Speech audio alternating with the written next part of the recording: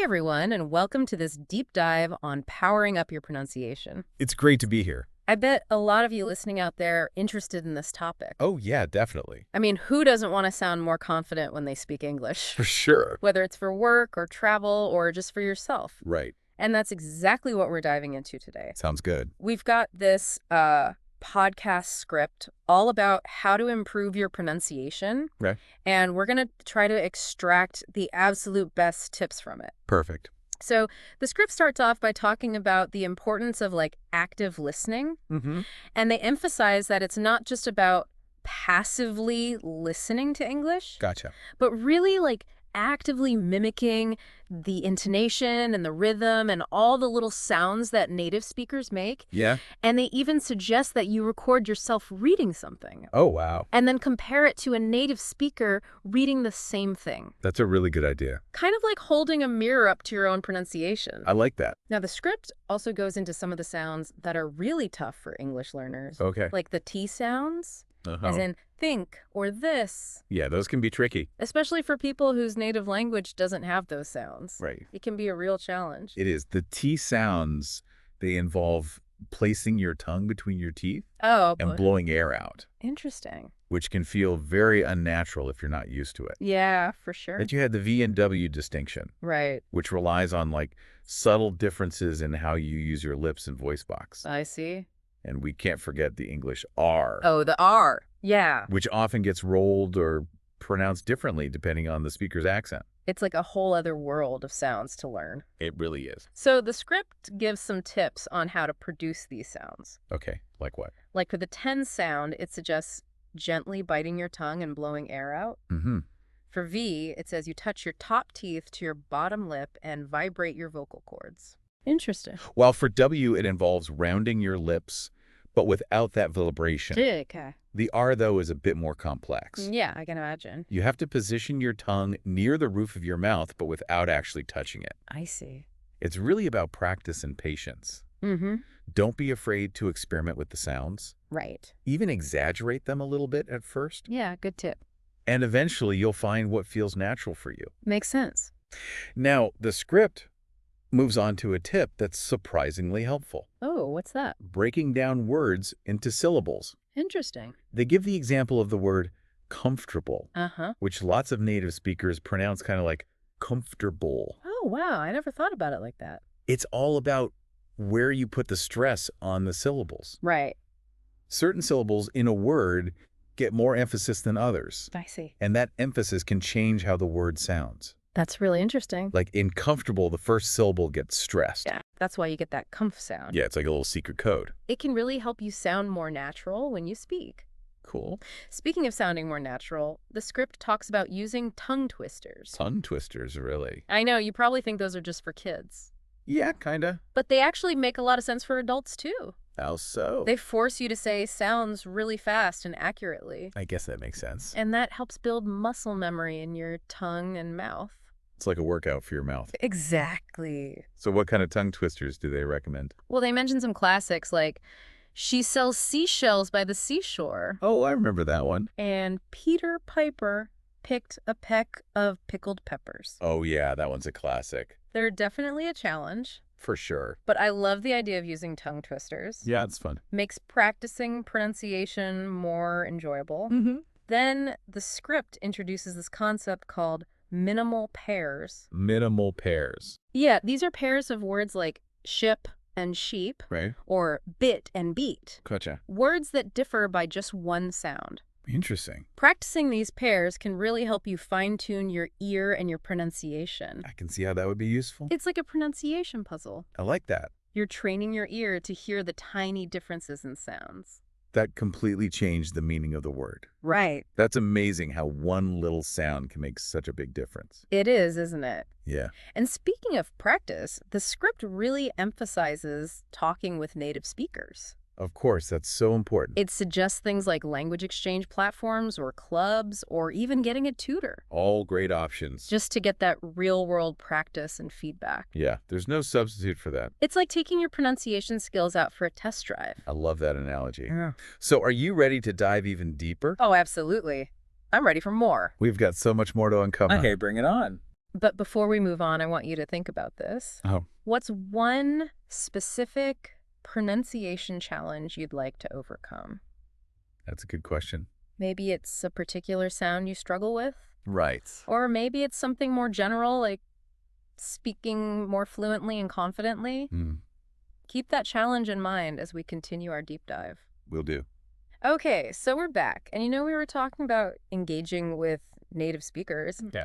I actually had an experience with that myself. Oh, really? I was trying to improve my Spanish, Okay. and I used this app called Hello Talk. I've heard of that one. Yeah, it's for language exchange. Mm-hmm. And I was connecting with all these native Spanish speakers That's cool. from all over the world. Okay. And we would just chat and have voice calls. Oh, wow. And even video chats. That's awesome. Yeah, it really helped me get over that fear of making mistakes Okay. and just start talking, Right. It's not just about getting the pronunciation perfect. Yeah. It's about building fluency and confidence. Exactly. And just connecting with the language and the people who speak it. I agree. The script also mentions joining English speaking clubs or meetups. Uh-huh. I'm sure there are groups for all sorts of interests. Probably, yeah. Like book clubs Yeah. or hiking or even board game nights. Yeah, that sounds fun. Just find a community where you can use English naturally. Right, where you don't feel self-conscious. And if you prefer something more structured, the script suggests getting a tutor. A tutor, yeah. They can give you personalized feedback and focus on your specific needs. It's true. It's like having a pronunciation coach. Yeah, I like that.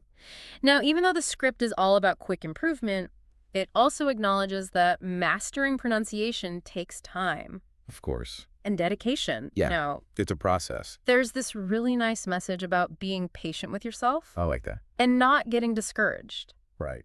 Progress isn't always a straight line. Yeah, sometimes you feel like you're doing great. Mm-hmm. And other times you feel stuck. Totally. The key is to just keep practicing. And celebrate those little wins. Exactly. Before we jump into the next section, I wanted to go back to that question you asked earlier Okay. about how improving pronunciation can impact your communication, Yeah. your confidence, and even your career. Right. That's a big one.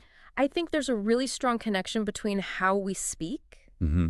and how people perceive us. Definitely. When you feel confident about your pronunciation, Yeah. you project that confidence outward. That's true. Your words have more weight, your ideas flow better, For sure. and people are more likely to listen and understand you. Makes sense. That's definitely been my experience. Tell me about it. When I feel good about my pronunciation, Yeah. I'm more likely to speak up in meetings, Mm-hmm. share my opinions, Mhm. even take on leadership roles. It's empowering. It is, isn't it? Yeah. What are some common misconceptions about pronunciation?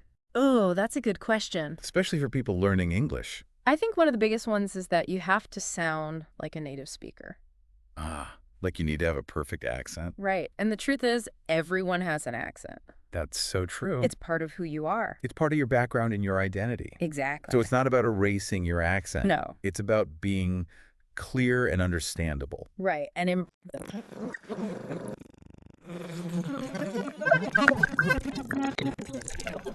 Like you're either born with it or you're not.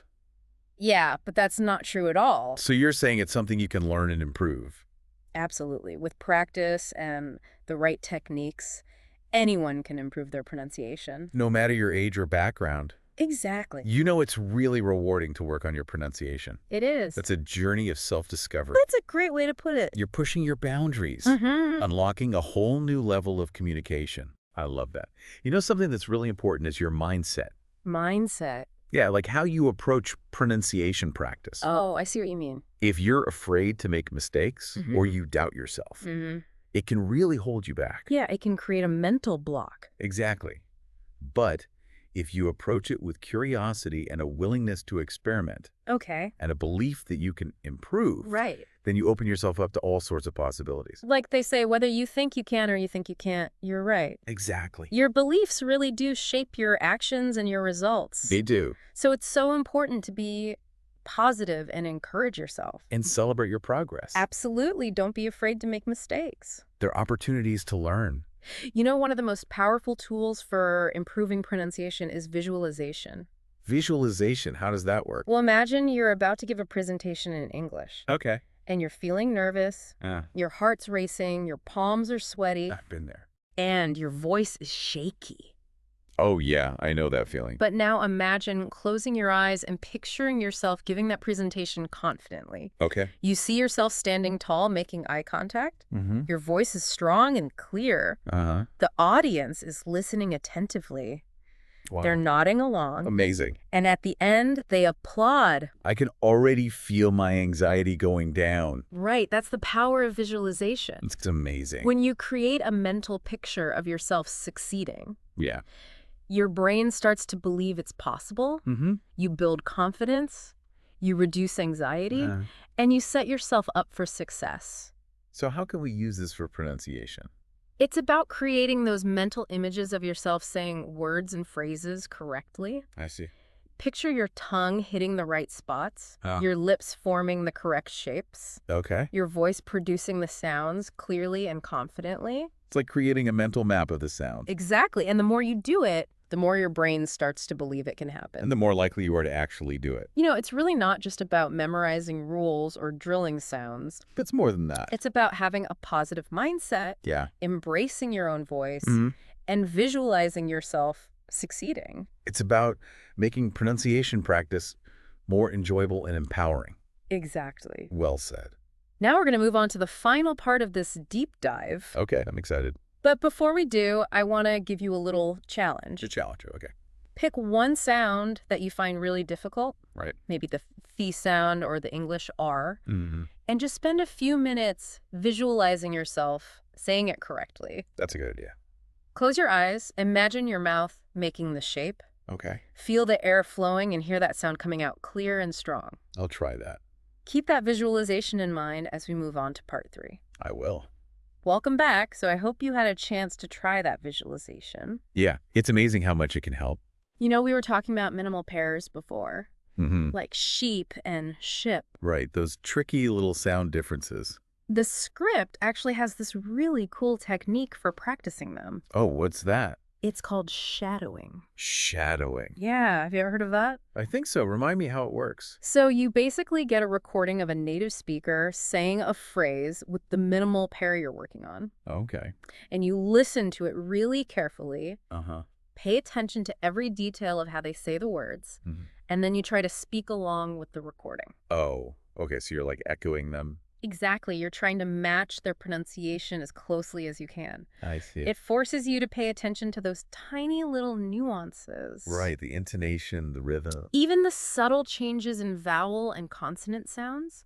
And by repeating it alongside the native speaker, you're training your mouth to make those sounds. It's like your ear and your mouth are working together. I like that. And the more you do it, the more natural your pronunciation becomes. Mm-hmm. You start to internalize the rhythms and melodies of the language. Yeah, it's kind of like a musician learning a new piece of music. That's a good analogy. You know, something that the script has made me realize is the importance of our body when we speak. Our body. Yeah, like our posture and our breath, even our facial expressions. Oh, I see what you mean. We often think of pronunciation as just being about the mouth, Right, but it's more than that. but it really involves our whole body. That's true. Good posture, for example. Mhm. It lets you breathe more freely. Right, which supports your voice. Exactly, and helps you articulate sounds better.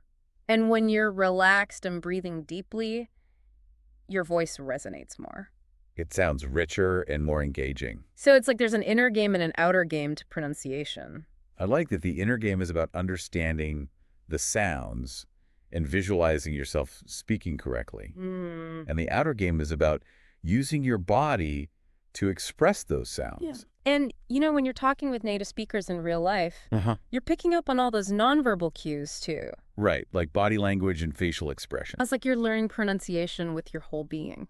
I love that idea. You know, something else that's often overlooked is the emotional side of pronunciation. The emotional side. Yeah, think about it. Okay. When you're feeling happy and confident, your voice sounds different. Mm-hmm. It's brighter and more lively. But when you're stressed or anxious, Yeah. your voice might sound tight or shaky. Ugh, I know that feeling all too well. It happens to everyone. Like when you have to give a presentation and suddenly your voice sounds totally different. Exactly. So it's not just about mastering the technical stuff. It's also about feeling good and confident. One thing that can help is power posing. Power posing, what's that? It's basically standing in a confident posture, Oh, okay. like standing tall, chest-lifted shoulders back. Interesting. It might sound silly, but it can actually reduce stress and boost your confidence. So fake it till you make it, but with your body language. Exactly. And the more you do it, the more your brain starts to connect those postures with feeling confident. That's so cool. Like you're hacking your own biology to feel more confident. And that confidence comes through in your voice. It does. You speak more clearly and with more conviction. This has been such a fascinating deep dive. It really have. We've gone way beyond just listening and repeating. We've looked at everything from visualization and shadowing to body language and even our emotions. Who knew pronunciation was so complex? It's amazing, isn't it? It shows that language learning is about so much more than just memorizing rules. It's about discovering new things about the language and about ourselves. As we wrap up, I just want to leave you with one final thought. Okay, what's that? Never underestimate the power of your voice. I love that. It's a unique instrument that lets you express your thoughts, your feelings, your dreams. So nurture it, cultivate it, and let it shine. Beautifully said. And to everyone listening out there, keep practicing, keep exploring, and keep enjoying the journey of language learning. We'll see you on the next Deep Dive.